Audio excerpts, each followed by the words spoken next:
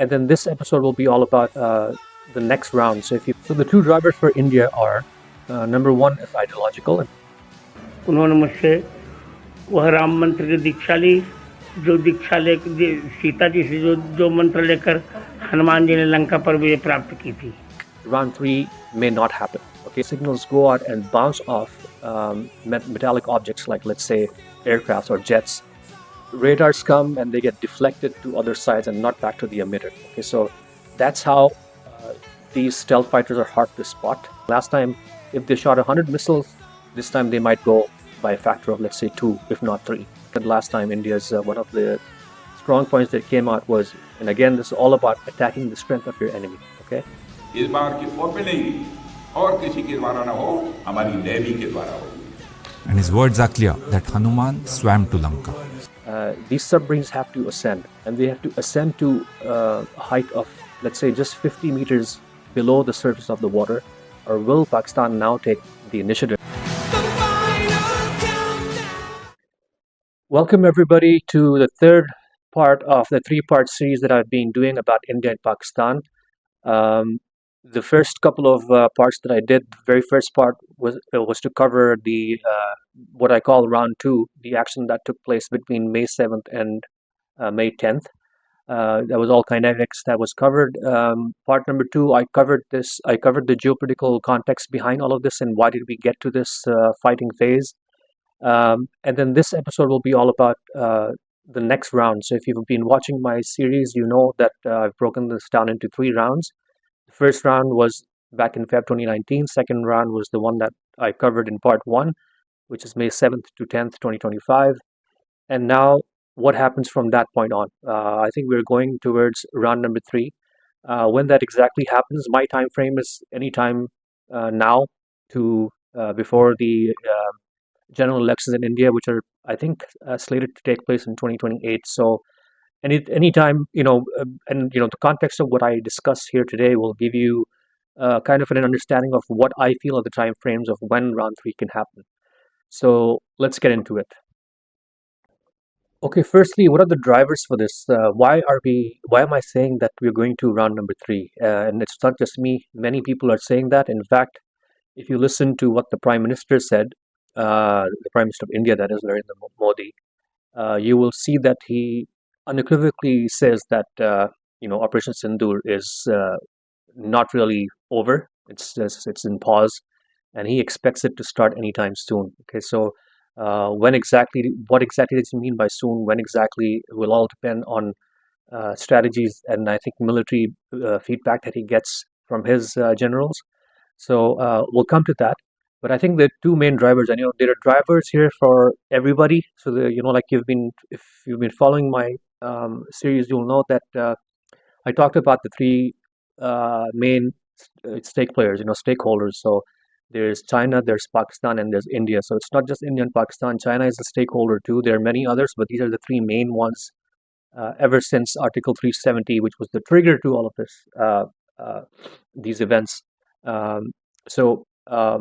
I'm going to concentrate over here only on the Indian aspect because I feel round 3 will be initiated by India unless a few things happen. Okay, and I'll get to those few things in a moment. So, what are India's drivers here? So the 2 drivers for India are number 1 is ideological, and I'll come to that in a little bit, and the second one is geopolitical. Now, the geopolitical part is something that I can really expand on, and it can get really big. What I'll say is, if you've seen episode number 18, which was the part 2 of this series, I do explain some of that geopolitical context. I did not tackle the economic side of India's strategy behind all that stuff. There's a reason why they want to take away Gilgit-Baltistan from Pakistan, which is what they call Pakistan-occupied Kashmir, along with Azad Jammu and Kashmir. There's a reason for that. And it all ties up economically. So what I'll say is that's all that I'll talk about, and that's on that side. Maybe I'll do another episode someday, this explaining the economics behind it. I did allude to the CPEC line and how that can, by taking Pakistan occupied Kashmir, as India calls it, they will be able to disrupt the CPEC corridor. What does that do? in a larger geopolitical global context, it cuts off China's supply lines from its western wing. And then, obviously, I talked about Quad and how that's going to corner China from the South China Sea, and that is where the economic squeeze comes into what at least the West envisions of squeezing China. So that's pretty much the geopolitical side on in a nutshell. But how does the ideology become a driver here? So if you've been noticing, you will know that a lot of the way this whole Pakistan occupied Kashmir is being framed inside India is not Pakistan occupied Kashmir anymore. They're kind of referring it back to their religious texts. Okay, so call it religious, call it territorial, whatever it is, but that's how they're framing it. They're trying to frame it in the sense where Pakistan occupied Kashmir, in this case, is and I'm talking from India's reference, so that's why I use these terms. They look at Pakistan occupied Kashmir as Sita. Okay, I talked about that religious narrative and how they're using that Hanuman angle. So Hanuman goes and saves Sita from Ravan. Okay, Ravan was supposed to be the bad guy, the antagonist of Ram, and Hanuman was the guy who goes, he was the bhakt, or let's say the follower of Ram, who put his hand up to go and get Sita back from his clutches. Okay, so in this whole context, Sita is being projected as Pakistan occupied Kashmir. Okay, and when I say that, I mean both Azad Jammu and Kashmir and Gilgit-Baltistan. And then the Indian army is pretty much Hanuman. Okay, they are the ones who want to go and take it away from Ravan. Who's Ravan here? You can pretty much say it's Asim Munir in a sense. Okay, that he's being seen, and I think one of the reasons why Pakistan elevated him into field marshal status was because they wanted India to have that peace of mind that, yeah, this is your guy. This is who you have to fight with. Pakistan is pretty much the Lanka. Okay, so Hanuman goes to Lanka, and then he confronts Ravan and he gets Sita back with him. Okay, so this is the whole concept. Okay, that's the ideological narrative around this whole thing, that the Indian army, and that's why I want you to watch this little video. उन्होंने मुझसे वह राम मंत्र की दीक्षा ली, जो दीक्षा ले सीता जी से जो मंत्र लेकर हनुमान जी ने लंका पर विजय प्राप्त की थी, वही दीक्षा मैंने दी। और मैंने उनसे दक्षिणा मांगी है कि मुझे POK चाहिए, पाक अधिकृत कश्मीर हमें चाहिए ही चाहिए। यही हमारी दीक्षा है। Apparently some big religious leader of theirs gives the mantle, which is what Hanuman used to carry. Not really a mantle, let's say. It's kind of like one of his weapons that he uses. And India is very big on the weaponry of their gods. Hands it over to him, saying that I want you to get Sita back with you, which by that he means Pakistan occupied Kashmir. So before we start the kinetics of round number 3, and what I think will be targets that will be used by both Pakistan and India, and what mode of attacks will be used, what modality will be used in achieving those targets, I just want to come back to how I think round 3 may not happen. Okay, either may not happen or may get delayed. Okay, so my time frame is anytime now to before the elections, as I said. And the only way that this can be, let's say, pushed away is if either Pakistan or India ends up getting some kind of kinetic power that really tilts the balance to the extent where conventionally now you're not able to fight the enemy. Okay, not that you can't fight them, it's just that the risk will be too high, the cost will be too high, and therefore it might make more sense to wait it out until parity is achieved again, conventionally at least, and then you can start the next round. So and that's why I say that you've been hearing about Pakistan about to get these 5th generation fighter jets, which are called the J-35s, technically J-31s, but let's just call them J-35s for now, from the Chinese. And there are also reports that these J-35s might be carrying the PL-17s that have a published rate of being able to hit targets 400 kilometers off. Okay, so if you've noticed, their CDS, their Chief of Defense Staff, came on one of his interviews very recently, talked about how they faced these losses on the first night when the Indian Air Force tried to engage Pakistan. And then they grounded their air force and they assessed what was going on and the reach of the PL-15, and then they started operating about 200 kilometers inside their borders, so that they're outside of that kill zone of the PL-15. Now, if they were to do that, and if Pakistan had PL-17s, then you push them back 200 kilometers more. And if they don't know that, or if they call Pakistan's bluff on it, like they thought Pakistan did not have PL-15s that could travel that far, so they tried to push the limits, and then they found out, fafo. But in this case too, PL-17, if Pakistan has that, and India knows that they have PL-17s and fifth gen jets, then they may pause this whole thing. Okay, why is this? Why are fifth generation jets important? Um, it all boils down to their stealth profile. So if you know how the world works, so radars have two components. There's a transmitter and a receiver. The transmitter transmits radio frequencies. Okay, so radio signals are shot from the transmitter, and then these signals go out and bounce off metallic objects, like, let's say, aircrafts or jets, and then it comes back. And as it comes back, you need a receiver to receive them. So when you do receive that signal, you know that there's an object coming, and it starts showing up as a blip on your monitor. Now, what these fifth generation aircrafts do are they're built in a way that they either absorb these radio frequencies, or they deflect them. Okay, so what happens? The two ways that it happens is it'll absorb it, and then it releases it as heat. Okay, so it's not like the radio frequency does not go back to the receiver. Okay, so it's basically waves going in and then getting lost.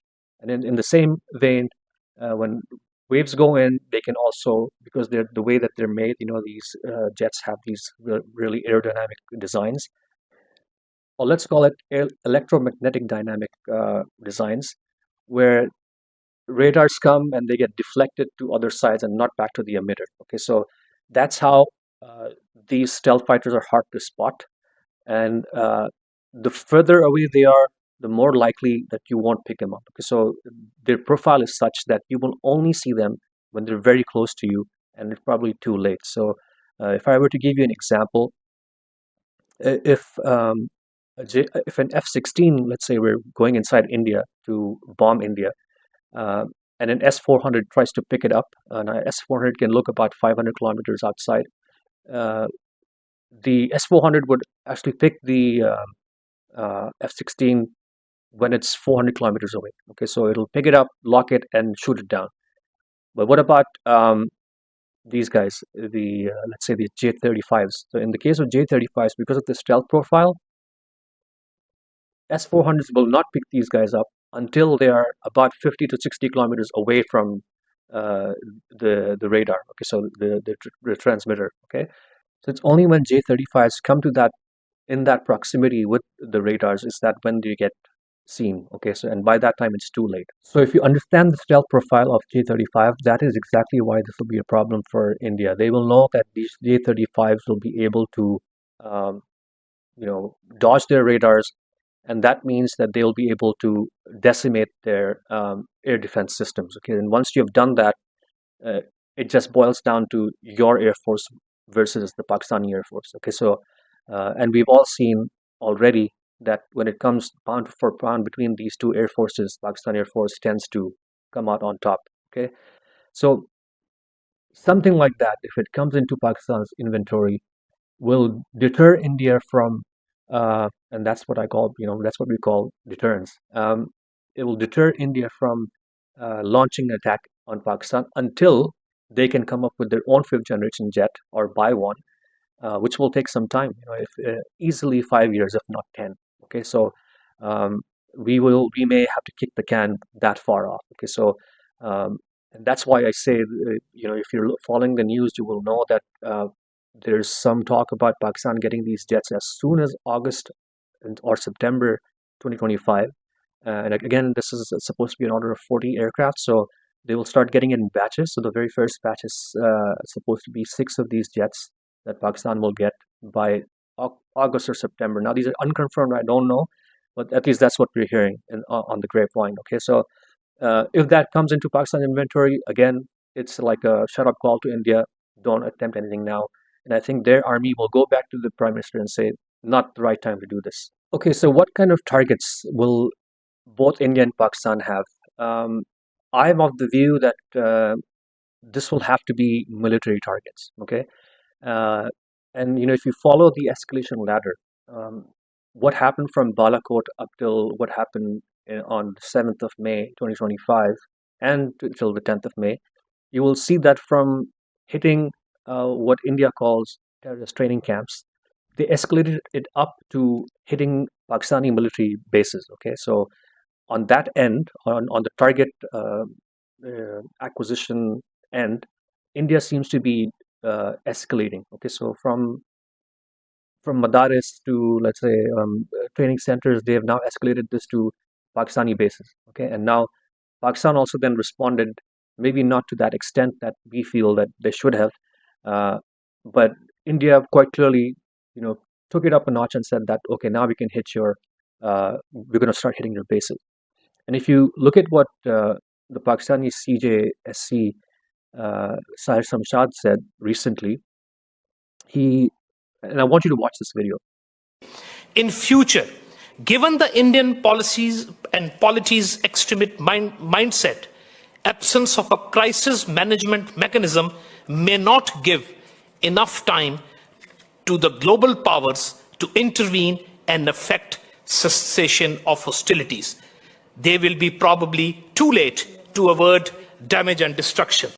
So as you see, he's talking about the time band being so limited that and the next escalation, the next round may end up from where India left off. Okay, so India left off last time bombing military bases, so they may now start from bombing military bases. And last time, if they shot 100 missiles, this time they might go by a factor of, let's say, 2, if not 3. Okay, because now they would want to decapitate.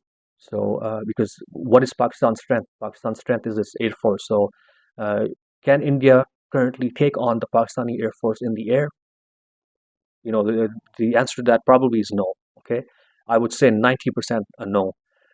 So what India can do is they can try to knock off their logistical networks and their runways, their command and control centers, and just obliterate whatever they can, their hangars, what have you. You saw that they already did that on the first round.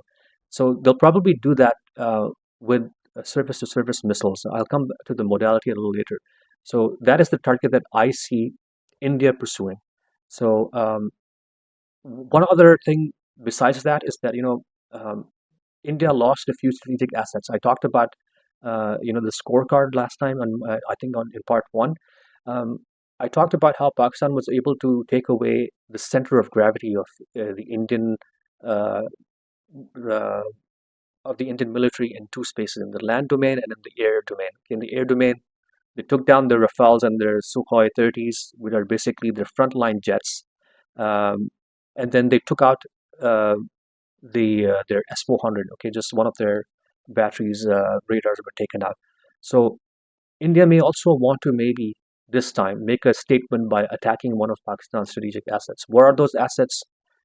If you look at the popular opinion inside India, they feel F-16 are the strategic assets of Pakistan. I don't think that is the case, but I feel this time around both countries might see AWACS as the strategic assets to take down. Okay, so one of the reasons why India tried to hit that Bolari hangar was because they were monitoring the movements of this aircraft, one of their AWACS, and they knew that it was parked in there, so they couldn't take it down when it was so far away, so and mobile.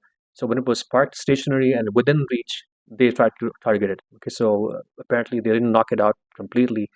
Pakistan claims that it's only damaged and it can be up and running in a month or so.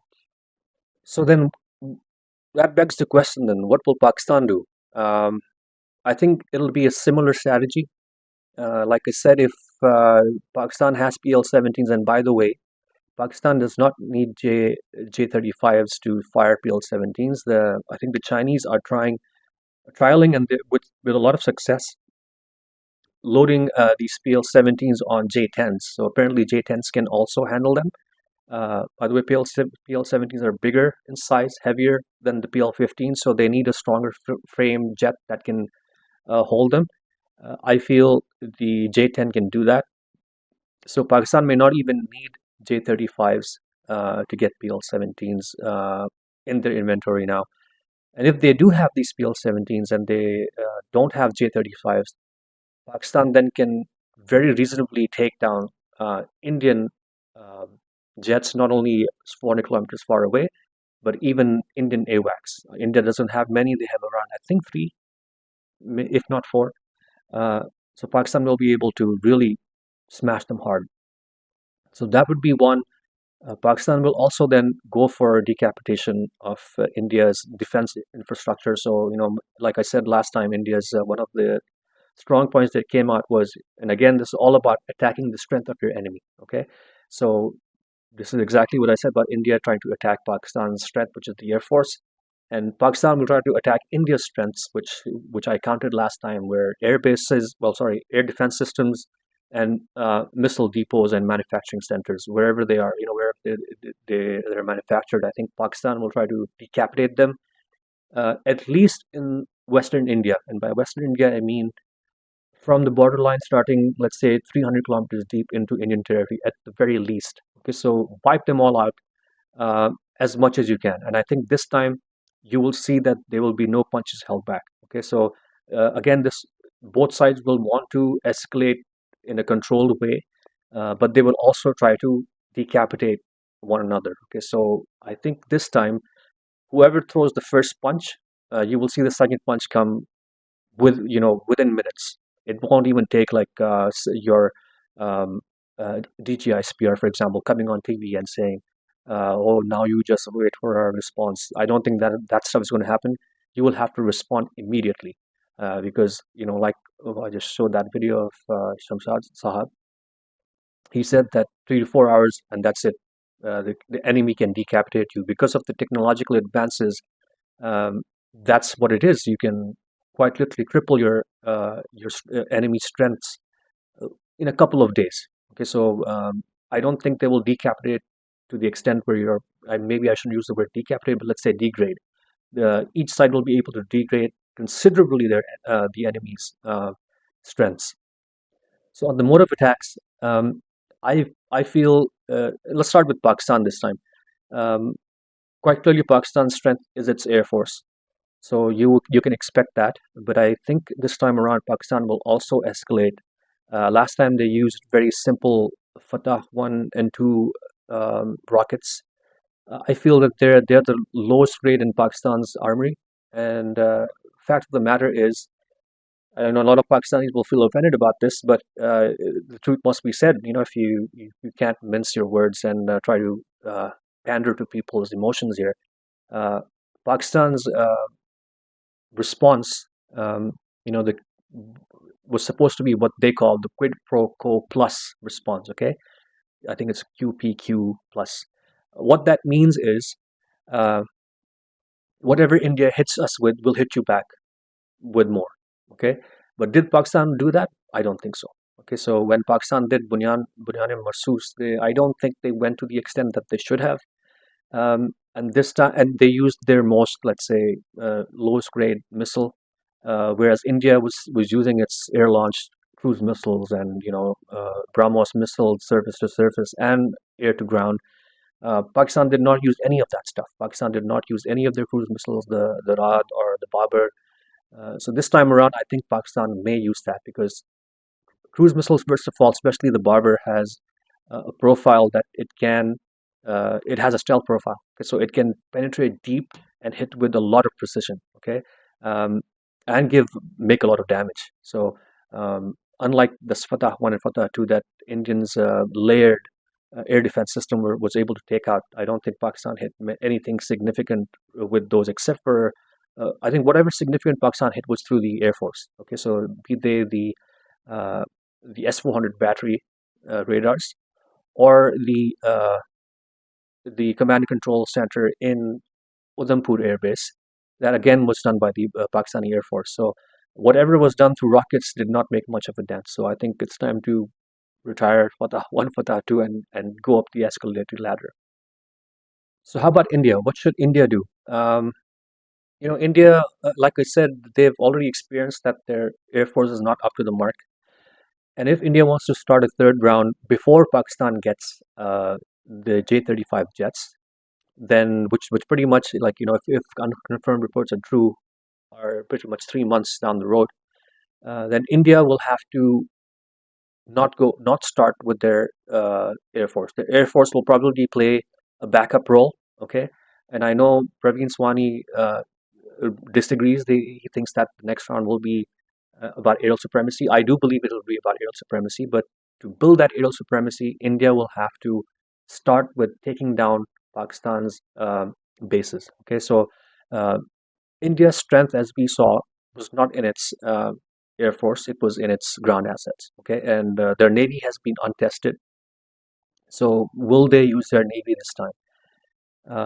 And towards that extent, let's listen to from the horse's mouth. So, here's the defense minister.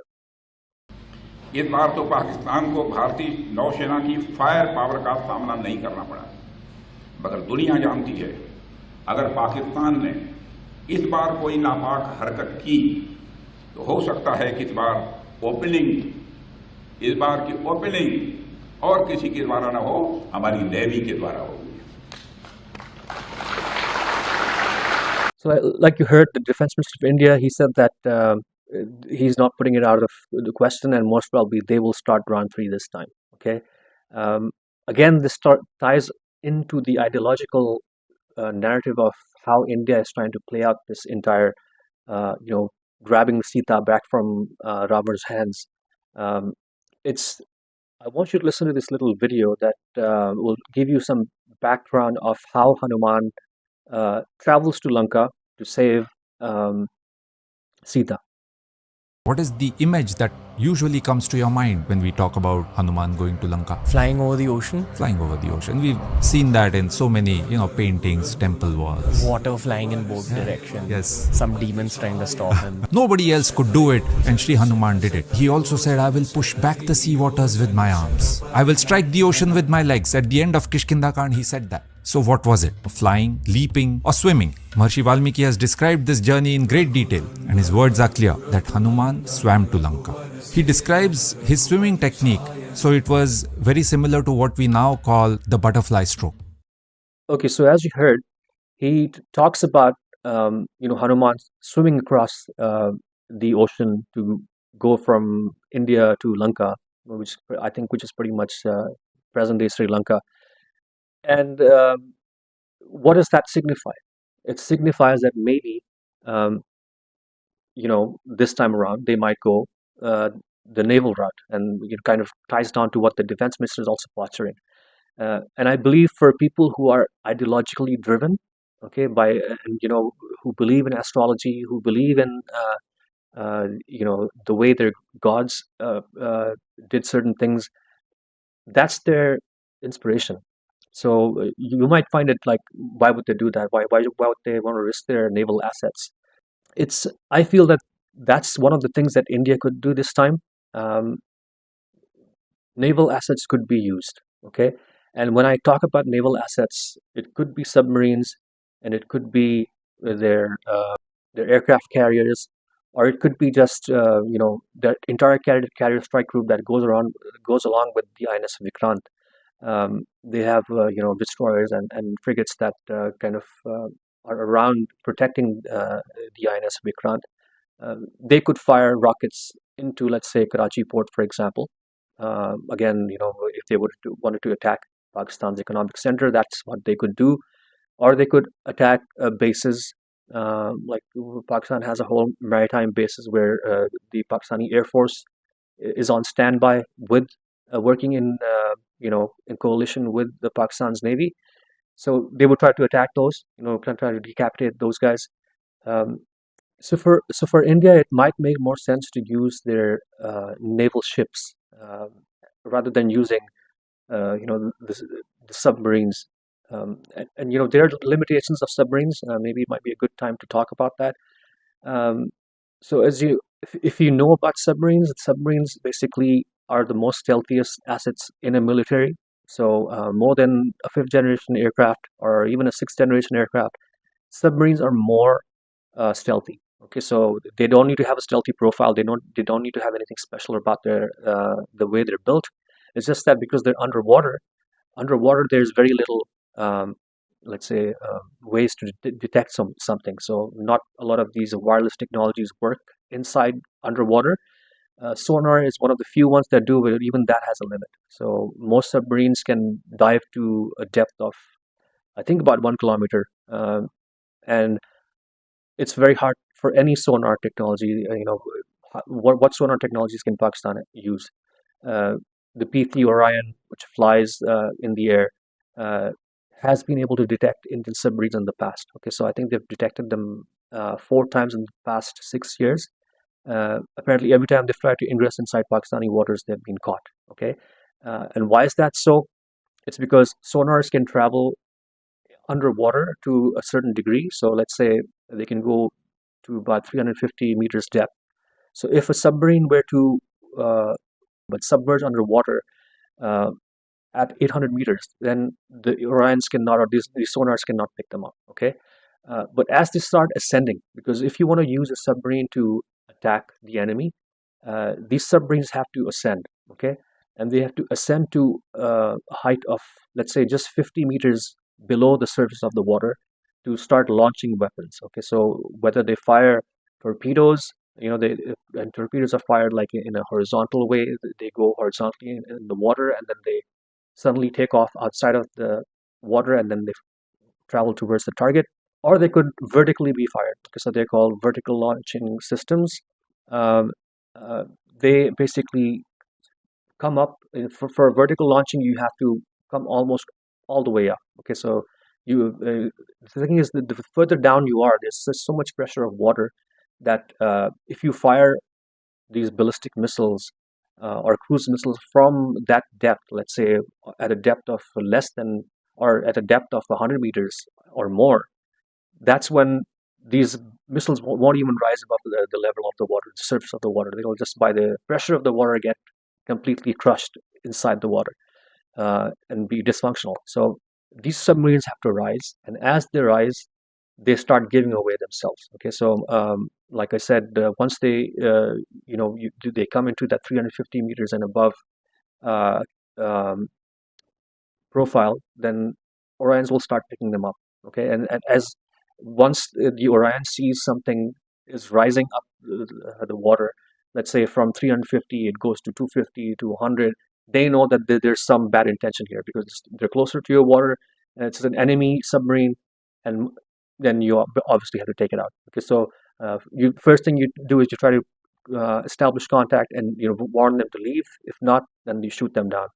By the way, even if you manage to evade somehow and you rise to a 50 meters level and then you fire those weapons, just the fact that you're firing rockets from there, you gave away your position. Okay, so audibly you can hear um, submarines fire missiles from, let's say, 60 to 70 nautical miles. Okay, and even if you forget about the auditory side of things, the fact is you've given away your acoustic. The acoustics that go around with submarines underwater. Uh, just the way these missiles come out with the noise they make, the blast of the water.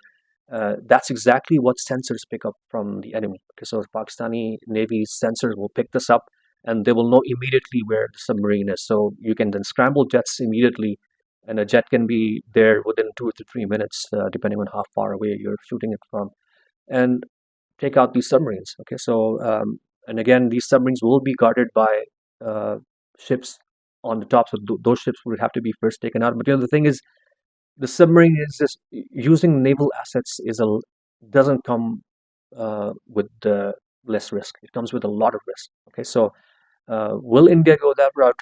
It is India's, or at least India believes that's their strength.